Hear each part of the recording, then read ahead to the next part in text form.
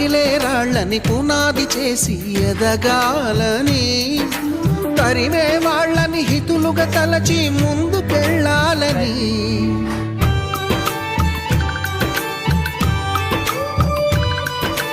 కన్నుల నీటిని కలల సాగుకై వాడుకోవాలని, కాల్చే నిప్పుని ప్రమిదగా మలచి కాంతి పంచాలని, గుండెతో ధైర్యం చెప్పెను, చూపుతో మార్గం చెప్పెను, అడుగుతో గమ్యం చెప్పెను.